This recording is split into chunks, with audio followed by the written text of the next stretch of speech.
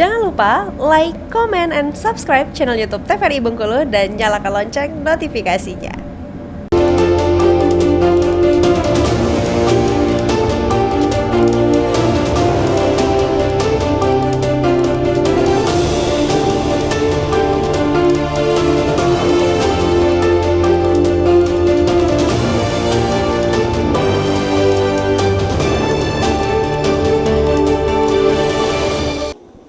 Ya, Assalamualaikum warahmatullahi wabarakatuh. Halo pemirsa TVRI dimanapun Anda berada. Senang saya bisa berjumpa kembali dengan Anda. Bagaimana kabarnya hari ini? Semoga tetap semangat dan sehat selalu ya.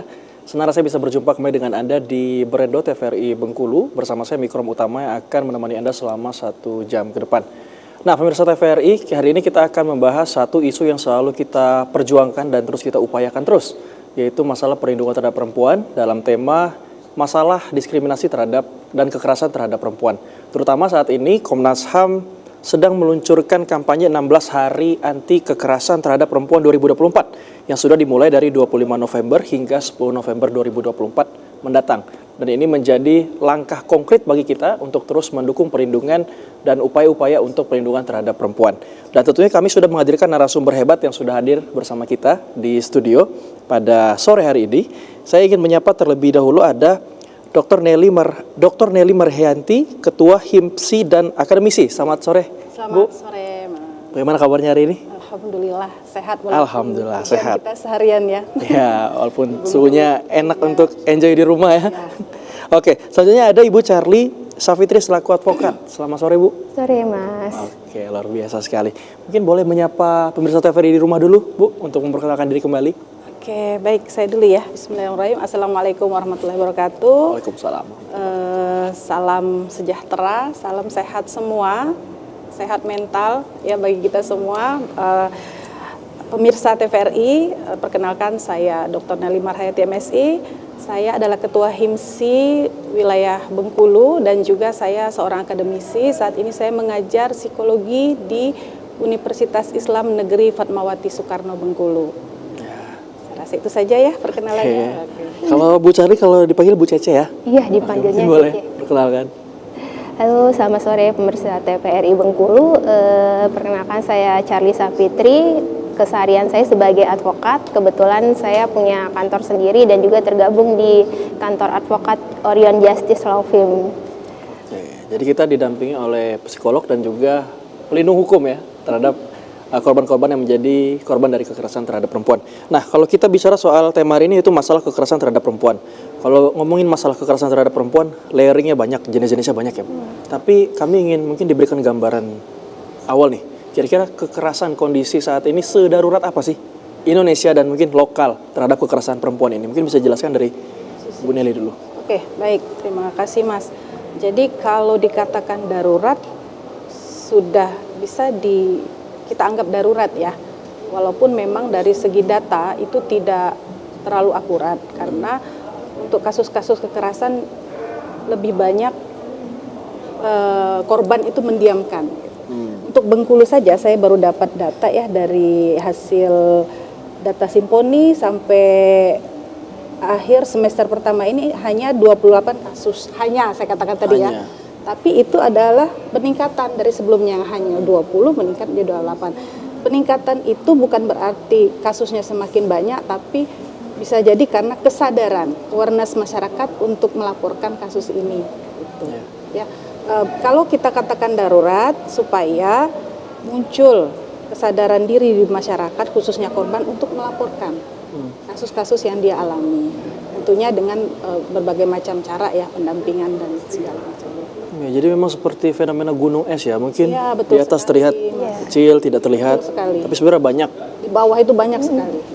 Ya, salah satunya adalah karena awareness dan malu, mungkin takut untuk. Faktor agama, faktor budaya, ya patriarki ya seperti yang Mas sampaikan tadi ya. Aduh, kita kan orang Indonesia, orang Timur. Masalah-masalah itu nggak usah diungkap, malu nanti ketahuan sama orang. Ya, menarik kalau kita bahas soal patriarki dan lain-lain. Tapi saya mau ke Bu Cece dulu, kira-kira seperti apa melihat situasi saat ini? Sebenarnya kalau dibilang tinggi, angka kekerasan kita itu cukup tinggi. Cuma itu yang benar dikatakan Bu Nelly tadi, fenomena gunung es itu memang benar-benar ada. karena pelaku itu kebanyakan kan mereka dalam lingkup keluarga. Jadi mereka untuk membuka itu kan banyak pertimbangan, faktor pertimbangannya keluarga, agama dan sebagainya, itu memang benar-benar jadi tolak ukur. Jadi mereka, kalaupun memang ada juga kasus kekerasan ini, ada sebagian yang berakhir dengan restoratif justice, RJ gitu. Nah itu pun juga kan akhirnya bukan menyelesaikan atau menurunnya tingkat kekerasan, malah ya udah segitu-gitu aja. Itu yang data yang Bu Nelly sampaikan tadi baru di 28 ya. Padahal kan sebenarnya bisa lebih dari itu. Seperti itu sih. Apakah dari korbannya juga banyak yang membawa ini ke ranah hukum untuk diberikan perlindungan seperti apa? Banyak juga yang bawa ke ranah hukum, tapi mereka itu dengan banyak pertimbangan yang itu saat dia sudah membawa perkara ini ke ranah hukum, mereka tuh sudah yang benar-benar berani, benar-benar maju. Tapi terkadang ada juga yang jadi permasalahan, ini sudah dibawa ke ranah hukum, di pertengahan ada faktor-faktor keluarga yang mengatakan jangan dong pertimbangannya, ini suami sendiri seperti itu, pertimbangkan anak dong, nanti kalau suaminya di penjara anak gimana, ke depannya anak bagaimana. Itu yang akhirnya menyebabkan angka kekerasan itu semakin meningkat. Itu yang jadi masalah sekarang. Karena ditolerat ya, karena ditoleransi. Iya, ditoleransi. Seperti ini. Nah sebelum saya mungkin mau bertanya soal sebab, saya pengen tahu dulu nih, mungkin dari Bu Nelly dulu, bentuk-bentuk kekerasan terhadap perempuan ini kan banyak ya. Tapi dilihat sekarang di Indonesia, di Bengkulu itu seperti apa bentuk-bentuk kekerasan yang sering terjadi? Oke, sebelumnya saya sambung dulu ya tadi. Jadi memang kekerasan terhadap perempuan, khususnya dalam rumah tangga ya, itu tuh bentuknya melingkar atau triangle. Ketika sudah terjadi perdamaian, baik gitu kan, pertama baik tuh, kemudian kekerasan, perbaikan lagi, itu akan mengulang. Jadi kalau tidak diatasi, dia akan ngulang.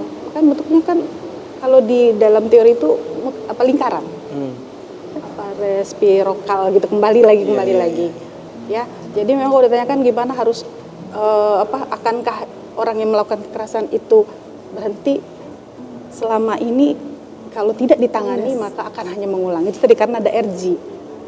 Biasanya udah harus terus saja gitu kan, RG selesai ya gitu. Nah, kalau untuk bentuk-bentuknya ya Mas, bentuk-bentuk kekerasan itu ada fisik, bisa psikis, bisa ekonomi, bisa seksual. Sekarang ada lagi kekerasan digital. Ya. Ini yang terakhir ini yang menarik nih, ya, kekerasan digital ini. Kenapa masuk? Ini terbaru ya, karena ternyata kecanduan digital atau digital adiksi itu bisa memicu seseorang untuk melakukan kekerasan, terutama terhadap perempuan.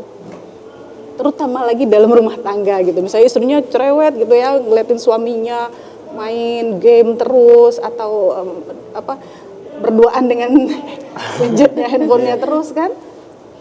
Nggak bisa saling menjaga emosi, akhirnya terjadi kekerasan. Salah satunya. Ini juga masuk seperti hate comment, hate speech, seperti itu juga termasuk kekerasan terhadap perempuan. Itu tadi termasuk yang verbal.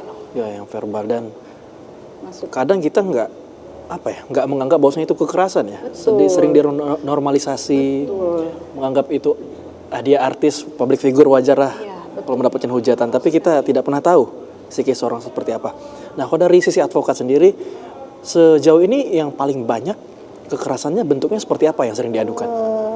Sebenarnya sih bisa dikatakan imbang ya, baik itu kekerasan fisik maupun psikis. Cuma yang itu yang saya jelaskan tadi, bahwa kekerasan psikis itu pembuktiannya agak susah, karena kan harus ada hasil dari rekomendasi dari pemeriksaan psikolog seperti itu. Dan juga kita mau membuktikan bahwa terjadinya kekerasan psikis itu tuh yang memang benar-benar sulit, karena kan saat pasangan atau orang terdekat yang mengatakan kata-kata agak kasar keras, itu sebenarnya bisa dikategorikan kekerasan psikis ya, tapi kan untuk membuktikannya itu yang susah. Pemeriksaan psikolog pun kalau untuk hal yang seperti itu agak minim, itu kita kesusahannya di sana sih masalahnya. Tadi saya sambung tuh Bu Nelly bilang ada kekerasan digital. Nah itu tuh yang kalau dulu permasalahan kekerasan itu pasti ekonomi atau orang ketiga tuh. Nah sekarang tuh digital itu semakin tinggi pengguna sosmed, ternyata itu juga berpengaruh, terutama dalam rumah tangga ya Bu ya. Jadi transformasinya mengikuti era ya. Jadi kekerasannya itu sudah bisa berubah juga ya.